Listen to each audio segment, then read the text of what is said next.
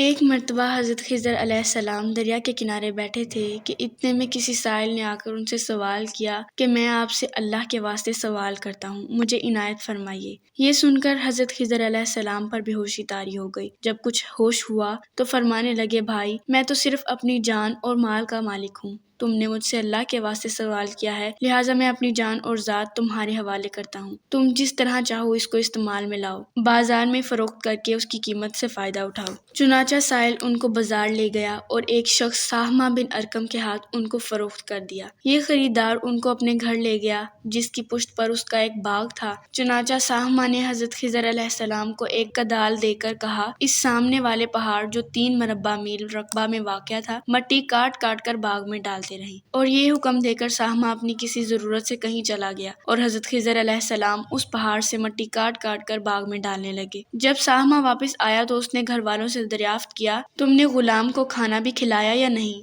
گھر والوں نے جواب دیا کہ ہمیں معلوم ہی نہیں غلام کہاں ہے۔ یہ سن کر جب سہمہ خود کھانا لے کر باغ میں آیا تو اس نے دیکھا کہ وہ غلام یعنی حضرت خضر علیہ السلام تمام پہاڑ کی مٹی کاٹ کر ڈال چکے ہیں اور اپنے کام سے فارغ ہو کر اپنے مولا حقیقی کی عبادت میں مصروف تھے۔ یہ دیکھ کر سہمہ کو بڑا تعجب ہوا اور اس نے دریافت کیا کہ یہ تو بتائیے کہ آپ کون ہیں؟ یہ بات سن کر حضرت خضر علیہ السلام پر کچھ بے ہوشی سے طاری ہو گئی اور پھر افاقہ ہونے پر انہوں نے فرمایا کہ بھائی میں خضر ہوں، جس کو سن کر سہمہ کے ہوش اڑ گئے کہ تو نے یہ کیا کیا، ان کو غلام بنا کر ایسے کام پر لگایا، یہ تو انتہائی گستاخی ہوئی۔ پھر ہوش آنے پر سہمہ نے توبہ کی اور پروردگار سے عذر خواہی کے ساتھ حضرت خضر علیہ السلام کو آزاد کر دیا اور جناب باری میں عرض کیا کہ الہ العالمین مجھ سے اس کا مواخذہ نہ کرنا کیونکہ میں ان کو نہیں جانتا تھا۔ اس کے بعد حضرت خضر علیہ السلام نے دعا فرمائی اور سجدہ شکر بجا لائے کہ اے میرے پروردگار، میں تیرے ہی حق میں غلام بنا اور تیرے ہی حق میں آزاد ہوا، اس پر تیرا شکر گزار ہوں۔ بعد ازاں واپسی کی اجازت لے کر جب دریا پر واپس آئے تو دیکھا ایک شخص کھڑا دعا مانگ رہا ہے کہ اے میرے رب،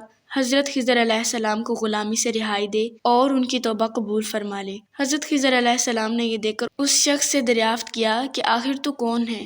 تو اس شخص نے بتایا کہ میں تو شازون ہوں، آپ کون ہیں؟ انہوں نے فرمایا کہ میں خضر ہوں۔ اس کے بعد شازون نے کہا، اے خضر، تم نے اپنے لیے رہنے کا مکان بنا کر دنیا طلب کی ہے، کیونکہ حضرت خضر علیہ السلام کا دریا کے کنارے پر ایک عبادت خانہ تھا۔ بس یہ سن کر وہ فوراً میدان میں نکل آئے اور وہیں اللہ کی عبادت میں مصروف ہو گئے۔ اس کے بعد حضرت خضر علیہ السلام نے اسی جگہ ایک درخت لگایا اور اس کے سائے میں عبادت شروع کی تو آواز آئی، اے خضر، جب تم نے درخت کے سائے میں سجدہ کیا تو تم نے دنیا کو آخرت پر ترجیح دی۔ مجھے اپنی عزت اور جلال کی قسم ہے، مجھے دنیا کی محبت میں رضامندی نہیں ہے۔ اس کے بعد حضرت خضر علیہ السلام نے شازون فرشتہ سے کہا، اے شازون، دعا کرو کہ اللہ تعالیٰ میری توبہ قبول فرمائے۔ چنانچہ شازون نے دعا کی اور اللہ تعالیٰ نے شازون کی برکت سے حضرت خضر علیہ السلام کی توبہ قبول فرمائی۔ خدا کے برگزیدہ بندے اسی حالت میں راضی رہتے ہیں جو اللہ کو منظور ہو۔ بے شک ہماری فلاح بھی اسی میں ہے کہ زندگی کے ہر موڑ پر ہم اللہ کی رضا میں راضی رہیں، اللہ تعالیٰ کی چاہت کو سامنے رکھ کر زندگی گزاریں۔ دعا ہے کہ اللہ تعالیٰ ہمیں اس واقعے سے سبق حاصل کر کے نیک بننے کی توفیق عطا فرمائے۔ آمین یا رب العالمین۔